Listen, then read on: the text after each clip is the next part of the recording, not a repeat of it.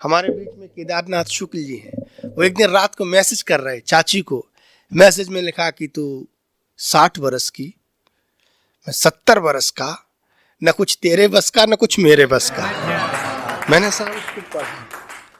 लेकिन ये सब जो चीजें हैं बुढ़ापे में रोमांस, जिंदगी में रोमांच बनाकर रखती हैं। केदारनाथ जी को मैं बुलाता हूँ सिर्फ 2 पंक्तियों के साथ। वो बड़ी कॉमन पंक्तियां हैं। वो ये हैं कि भूल के भी मत टकरा जाना इन बूढ़ों से, ये अब भी सुपारी तोड़ देते हैं अपने चिकने मसूड़ों से।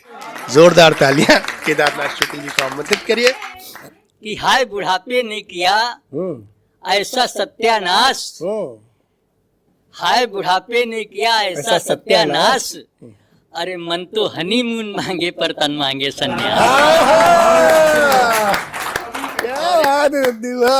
और मनोज जी मैं बताना चाहता हूँ कि मैं जन्म से बूढ़ा नहीं था। मैं भी कभी जवान रहा। बिल्कुल क्या। और एक दोहा और दे रहा हूँ। स्वागत है। कि वह भी क्या थे दिन मेरे जब मैं रहा जवान, पिता कहे हनुमान है वो कहती सलमान। वो भी क्या थे दिन मेरे जब मैं रहा जवान, पिता कहे हनुमान, पिता कहे हनुमान है वो कहती सलमान। क्या बात तो आज बुढ़ा हो गया हूँ, कोई बात नहीं। पहले बुढ़ा नहीं था, लेकिन आज स्थितियां बदल गई हैं। अब पत्नी जो है जब सोने चलती है तब पैर छू लेते हैं किसी पर्व पर। इसके पहले बोलती भी नहीं है, जब सोने चलती है तो पैर छू लेती है, और वो भी किसी पर्व पर। क्या बात है। तो होली में भी ऐसा हुआ।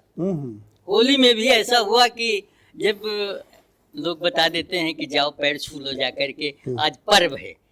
तो होली पर जब आई तो साल भर जब नहीं बोली, और होली पर पैर छूने आई तो मैंने कहा उनसे कि धन्य है होली, आज मेरी भी पत्नी मुझसे बोली। धन्य है होली, आज मेरी भी पत्नी मुझसे बोली। मैंने कहा प्रिय कुछ बदला बदला व्यवहार है। वो बोली चुप रहो होली का त्योहार। क्या बात है। वो बोली चुप रहो होली का त्योहार है, होली प्रेम का त्योहार होता है, इसलिए गैरों के साथ भी अपनों जैसा व्यवहार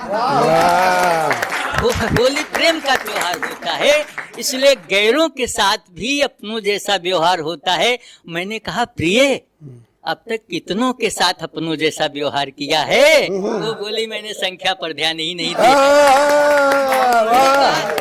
मैंने कहा कितनों के साथ अपनों जैसा व्यवहार किया है? वो बोली मैंने संख्या पर ध्यान ही नहीं दिया है, क्योंकि मैं एक नारी हूँ, कोई सरकार नहीं हूँ जो संख्या बल के सहारे चलूं और संख्या कम पड़ जाए तो हाथ मलूं, संख्या कम पड़ जाए तो हाथ मलूं। मैंने कहा प्रिय होली बड़े ध्यान से मनाना, जी भर के रंग लगवाना, लेकिन एक बात मेरी भी ध्यान में रखना, रंग लगवाने के पहले हर चेहरे को पढ़ लिया करना। रंग लगवाने के लिए पहले हर चेहरे को पढ़ लिया करना, क्योंकि कुछ तो आएंगे और अपना रंग लगाएंगे और रंग लगा करके चले जाएंगे, लेकिन कोई मनचला ऐसा भी आएगा जो रंग लगाने के बहाने तुम्हारे मुंह पर कालिख लगा के चला। कोई मनचला ऐसा भी आएगा जो रंग लगाने के बहाने तुम्हारे मुंह पर कालिख लगा के चला जाएगा। कालिख लगा हुआ चेहरा किसको दिखाओगी? समाज में रह नहीं पाओगी, समाज में रह नहीं पाओगी, समाज में रह नहीं। और मनोज जी जैसा आपने कहा, स्थितियां मेरी भी ऐसी होती हैं, क्योंकि शादी में ही ऐसा होता है कि हमारा लोगों का कोई जोर नहीं होता है।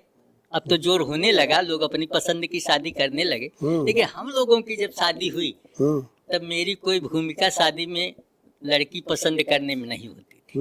तब बाप पसंद कर लेता था, और जैसी पसंद कर लेता था उसके साथ हमें शादी करनी पड़ती थी, पूरी जिंदगी काटनी पड़ती। क्या बात है। ऐसे मेरे साथ हुआ। अब जैसे मान लिया मनोज जी आप तो लग्जरी गाड़ी हो तो भी चला सकते हैं, क्योंकि आपको अभ्यास है, लेकिन हम लोगों के कदकाठी आप देखें, और हमारे जैसी कदकाठी वाले का बाप अगर किसी से बुलेट गाड़ी मांग ले दहेज में तो बड़ी समस्या होती है, बड़ी समस्या होती है। और बड़ी भिन्नता है लोग बताते हैं कि दहेज लेना पाप है ना, और दूसरी ओर कहते हैं दुल्हन भी दहेज है। तो दहेज लेना पाप है और दुल्हन दहेज है, तो दुल्हन को भी नहीं लिया जाए, तो ऐसा भी नहीं हम कर सकते। तो जो मिल गया उसी में संतोष करो, लेकिन बाप से शिकायत तो कर ही सकते हैं कि जैसे अगर कोई ऐसे चीज मांग ले जो मैं न चला सकूं, तो उसको फिर शिकायत करना पड़ता। क्या बात। तो मेरे बाप ने जब मेरे लिए बुलेट मांग ली तो मैंने उनसे शिकायत की कि वो मेरे बाप क्या कर बैठे आप, वो मेरे बाप क्या कर बैठे आप। मैं दुबला पतला अब तक प्रधान जी की सवारी पर था चला, मैं दुबला पतला अब तक प्रधान जी की सवारी पर था चला। आप बिक्की ला देते और हम किसी तरह काम चला लेते, आप बिक्की ला देते हम किसी तरह काम चला लेते। लेकिन ये है भी सवारी मेरे लिए बहुत है भारी, मैं इसकी बॉडी देखकर डर जाता हूँ, मैं इसकी बॉडी देखकर डर जाता हूँ, सवारी करने की हिम्मत ही नहीं जुटा पाता। क्या बात है, वाह। मैं इसकी बॉडी देखकर डर जाता हूँ, सवारी करने की हिम्मत ही नहीं जुटा पाता हूँ। एक बार किक भी लगाई लेकिन लग नहीं पाई, एक बार किक भी लगाई लेकिन लग नहीं पाई। बैक होकर ऐसे उछली कि एक जगह खरोच आ गई, मेरी दाहिनी टांग में मोच आ गई, मेरी दाहिनी टांग में मोच आ गई। लोगों ने कहा कि ओवर हो गई है, लोगों ने कहा कि ओवर हो गई है, किक मारते जाओ। दूसरे ने कहा नहीं यार चौक दाब कर चलाओ, दूसरे ने कहा नहीं यार चौक दाब कर चलाओ। मैंने चौक दबाई, तेजी से किक लगाई, बहुत तेज आवाज आई। लोगों ने कहा लो चल गई भाई, लोगों ने कहा लो चल गई भाई। मैं आगे बढ़ा, अपनी सवारी पर चढ़ा, लेकिन मैं था अनाड़ी और वो थी हैवी गाड़ी।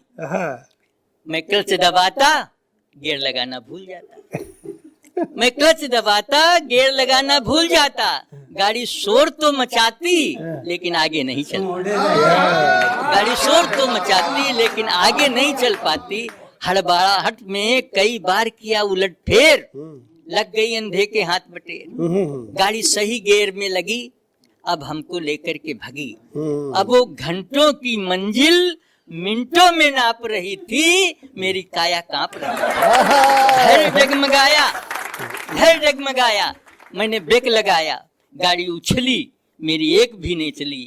मैं अल्पमत की सरकार सा गिर गया, क्या बात, मैं अल्पमत की सरकार सा गिर गया, मुसीबत में घिर गया। अब सवारी ऊपर और सवार नीचे था। एक्सीडेंट में इसे होता है कि जब कोई एक्सीडेंट होता है तो गाड़ी के नीचे तुम हो, गाड़ी ऊपर है। अब सवारी ऊपर और सवार नीचे था, मैं लज्जा बस अपनी आंखें नीचे था। गाड़ी को दूसरे ने संभाला, मैंने अपने को उसके नीचे से निकाला। बाप जान आए, मुस्कराए, बोले बेटा थोड़ा कष्ट झेल लो। मैंने कहा मेरी जिंदगी से खेल लो। बोले बेटा थोड़ा कष्ट झेल लो। मैंने कहा मेरी जिंदगी से खेल लो, मैं शेष सफर पैदल ही काट लूंगा, लेकिन जानबूझकर जान नहीं दूंगा, जानबूझकर जान नहीं दूंगा, जानबूझकर जान नहीं दूंगा। तो ये स्थितियां होती हैं जब गलत निर्णय ले लिया जाता है माँ बाप द्वारा, तो ये शिकायत होती है। एक रचना और दे रहा हूँ। आज राजनीति जब हम लोग गलत निर्णय ले लेते हैं तो गलत नेता का चयन कर लेते हैं। क्या बात है। और गलत नेता का चयन कर लेते हैं और नेता का चश्मा बदल जाता है, उसका चश्मा देखने का ढंग बदल जाता है। तो एक और व्यंग्य रचना आप देखें कि एक नेताजी एक चश्मे की दुकान पर आए, एक नेताजी एक चश्मे की दुकान पर आए और चश्मे वाले से बड़बड़ाए, अरे तूने मेरे चश्मे में इतना घटिया लेंस लगाया कि इसमें 1 महीने में ही इतना डिफेक्ट आया। मैं पहले मीलों दूर खड़ा आदमी पहचान लेता था, उस पर ध्यान देता था, अब पास का भी खड़ा आदमी दिखाई नहीं देता है। हर आदमी कहता है बड़ा स्वार्थी नेता, हर आदमी कहता है बड़ा स्वार्थी नेता है। चश्मे वाला मुस्कराया, चश्मे वाला मुस्कुराया, उसने नेताजी को समझाया मेरे चश्मे में कोई डिफेक्ट नहीं है, कोई नहीं है डिफेक्ट, मेरे चश्मे में कोई नहीं है डिफेक्ट, ये आपके विधायक बन जाने का है इफेक्ट। क्या बात है। मेरे चश्मे में कोई नहीं है डिफेक्ट, ये आपके विधायक बन जाने का है डिफेक्ट।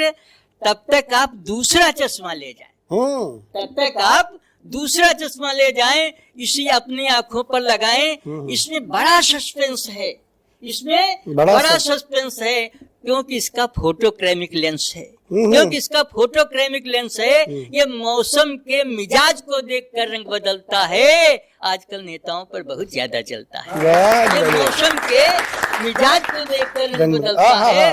आजकल नेताओं पर बहुत ज्यादा चलता है।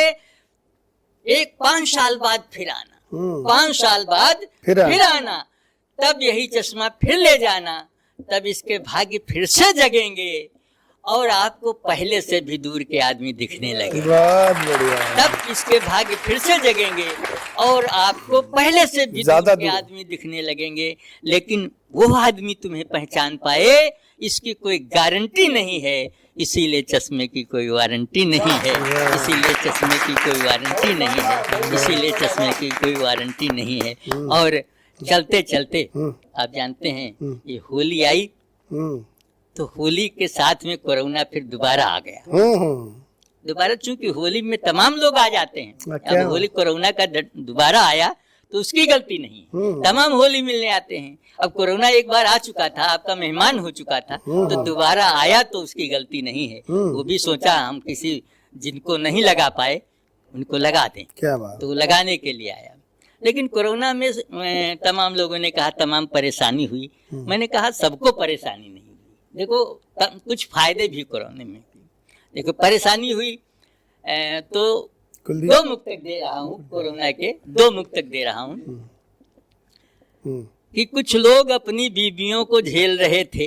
अभी जो कोरोना था, जो घर में बेचारे फंस गए, जैसे प्रधान जी हैं, जगजीवन राम जी, ये सब घर में जैसे नहीं निकल पाए, तो 24 घंटे अपनी बीवियों से पाला पड़ा, तो झेल नहीं पड़ा। कुछ लोग अपनी बीवियों को झेल रहे थे, कुछ लोग दंड मस्ती में पेल रहे थे, जो राह में चले वो क्वारंटाइन हो गए, वो दूसरों की बीवियों से खेल रहे थे, दूसरों की बीवियों से खेल। और देखें नुकसान सबको नहीं हुआ, कुछ लोगों को फायदा हो गया। कुछ लोग चाहते थे ये कोरोना के जो है ये और दिन चले, तो किसको फायदा हुआ? थे छात्र सोचते कि पास होंगे बिन पढ़े, अब दोष गुरजनों पे कोई नहीं मढ़े।